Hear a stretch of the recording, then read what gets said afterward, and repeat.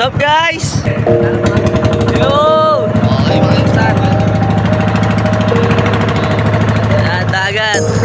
You say it's hard to tell just what I'm thinking. You think it's hard to see behind my smile. I'll say whatever you want, let you walk in my heart if you want to. You can ask me anything, no. Go guys! Ito yung sikat na umbrella rock. Anything, no walls between us, ain't no mess. I'ma tell you all my secrets. No secrets, no, no, no, no secrets. No. Sabi alon kanina. Dito pa siya oh. Sinampal ng alon guys. All my feelings, I'm not good at keeping no secrets.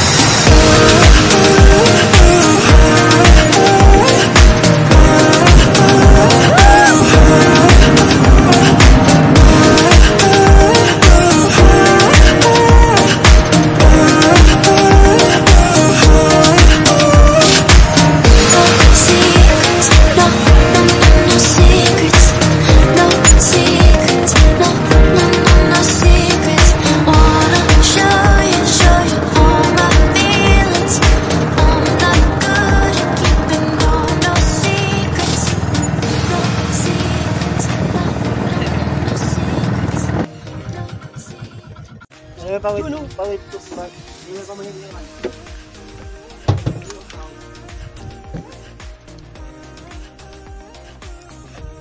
Oh, Bert.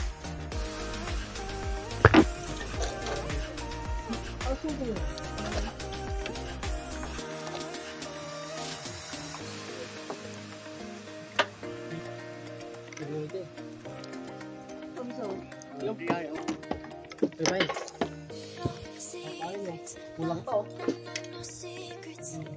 Maglagay ka sa baso, no? Para meron kami dito. Kakain din naman ng ano, papain din Hindi lang yung pain para ano? Kasya. Tsaka papain din ng isda yan. What's up mga kainsa? Nandito na tayo sa ating spot.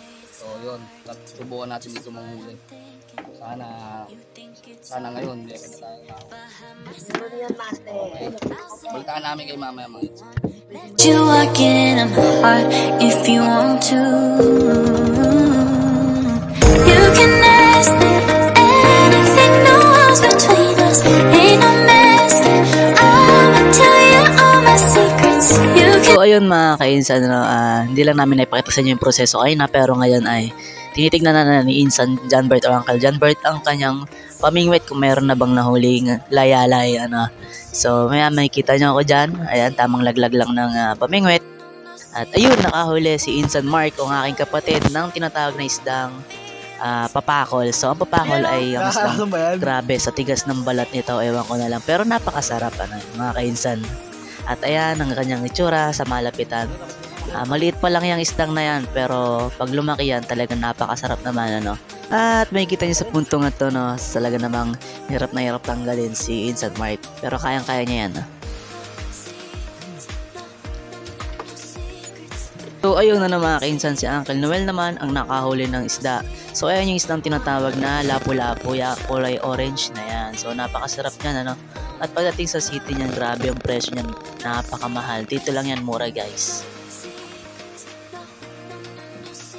Lapu-lapu. Sino pa ba nagay lapu-lapu? Uncle Noel.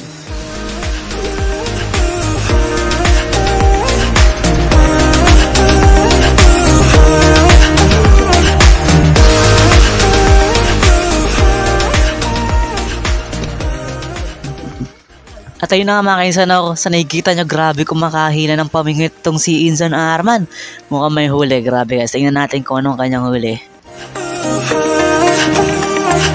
Ayun na guys, itong isdang to ay tinatawag na grouper. Ayan, puro malilit yung huli natin guys. Pero ayan guys, kita-kita natin, grabe, nakahuli na naman si Insan Arman. At ulit yung lapu-lapu, itong kulay orange na isda na ito. Ayan, grabe, congrats sa'yo Insan Arman. You say it's hard to tell just what I'm thinking. You think it's hard.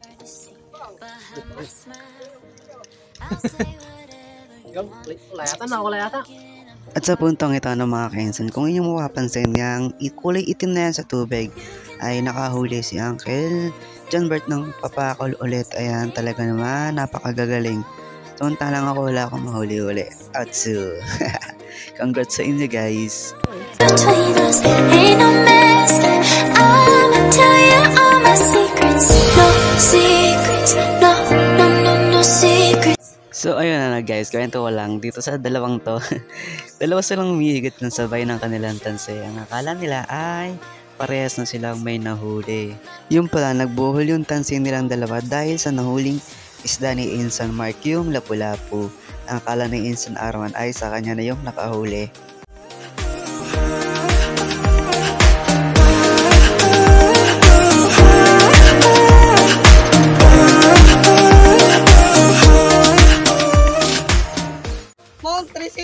At ayun na nga, natuwan-tuwa pa si Insan Arman. Nakakala niya ay sa kanya yung nakahuli ng isla. Yung pala kay Insan Mark kasi nga nagbuhol lang yung tansin nila. And ayun guys, by the way, hanggang dito na lang muna ating video. Alam namin nabitin kayo, but don't worry guys, magkakaroon pa tayo ng mga next upload on our Facebook page and our YouTube channel. Click that notification bell para laging updated sa aming mga bagong videos. God bless!